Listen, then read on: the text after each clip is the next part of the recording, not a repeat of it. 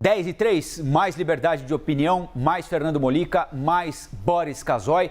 Em documento encaminhado aos partidos aliados à coordenação da pré-campanha do ex-presidente Lula e do vice Geraldo Alckmin, o PT apresentou diretrizes preliminares para a elaboração de um futuro programa de governo. O esboço do programa de um eventual governo Lula-Alckmin apresenta 90 diretrizes econômicas e sociais. Entre elas, a defesa da revogação da reforma trabalhista, que foi aprovada durante a gestão do ex-presidente Michel Temer. O PT sugere substituí-la por um modelo de negociação entre três partes: empresários, empregadores, empregados, não é? E representantes do governo. Ficaria uma negociação desequilibrada, né? Ao citar a reforma tributária, os petistas defendem taxar a renda sobre pessoas muito ricas a partir da criação de uma reforma tributária solidária.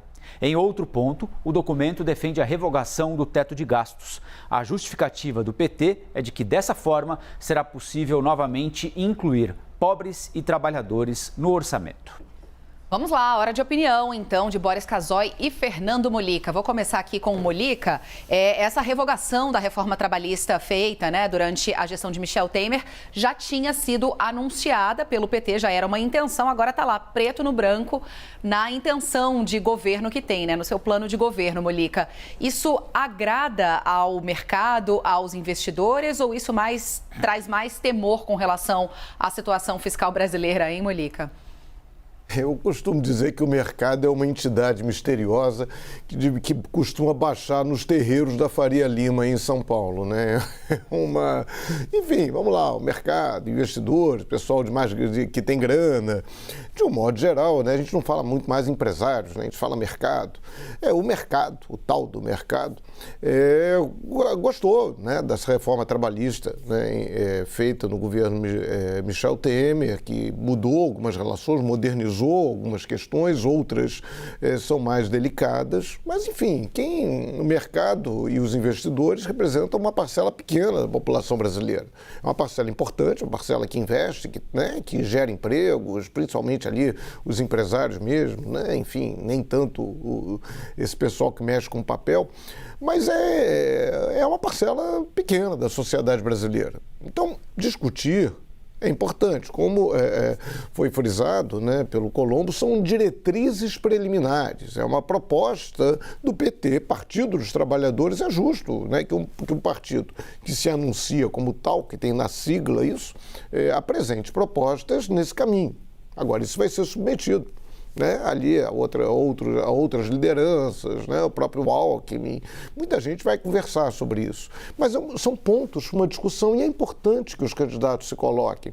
É importante que a gente saiba o que é que eles pensam. Então, assim, em relação à reforma trabalhista, seria interessante que o PT dissesse que pontos ele implica mais na reforma trabalhista. Tem pontos ali delicados, aquela história para que grávidas possam trabalhar em ambientes de grau médio ou mínimo de insalubridade. Isso é delicado. Aquela história do negociado, as negociações coletivas terem mais valor em alguns aspectos do que a lei. Isso numa situação em que a reforma trabalhista enfraqueceu os sindicatos, né, com o fim do imposto sindical, que também era uma fonte de muita mamata, mas, enfim, no momento que os sindicatos de trabalhadores foram enfraquecidos, a mesma legislação criou que a negociação, aquilo negociado entre patrões e empregados, valeria mais, em alguns casos, do que a lei. Com o sindicato enfraquecido, fica mais delicado. Né? Mas, enfim, o PT, esse documento também diz que não quer a volta do imposto sindical. Vamos ver qual será a proposta, enfim. Mas seria interessante o partido, o Lula, afirmar, olha, são esses pontos, esse aqui a gente acha legal, esses pontos aqui são legais, né? Aquela história de poder assinar carteira para trabalhos eventuais é interessante, dar alguma formalização ao processo do trabalho, enfim, tem que ser discutido. Agora, a história do teto de gastos, né? Pouca gente tratou isso. Esse teto de gastos já foi furado em 2020, 2021 e tudo indica, tem boas chances de voltar a ser furado em 2022. E furo grande, né? Eu até costumo comparar, não é aquele teto de concreto, né? Parece mais aquela barraca de camelô que quando começa a chover, aí você bota uma haste aqui, bota outro pedaço de pau aqui, aí o teto fica todo tortinho. Então, e o teto, qual é a história do teto? O teto de gastos foi aprovado também no governo Michel Temer e é uma espécie de programa de governo que vale por 20 anos, que vale para vários governos. É um programa de governo. Né? Ele diz que um governo só pode gastar num determinado ano, o governo federal só pode gastar o mesmo que ele gastou no ano anterior, apenas com a atualização da inflação. Então, mesmo que o governo arrecade muito no ano anterior, ele não pode investir mais, não pode gastar mais, só pode limitar a inflação. Então, é um programa de governo. Isso é uma lógica de governo perfeita, razoável, interessante, só que vale por 20 anos.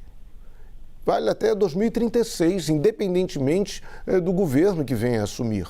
E isso foi proposto, não estava no programa de governo da chapa Dilma Temer. Foi algo que foi inventado na posse do Michel Temer na presidência da República. Então é algo muito grave. Então que pode e deve ser discutido, porque o objetivo do teto de gastos é diminuir a participação do Estado na economia. Mas um governo tem o direito de querer investir mais.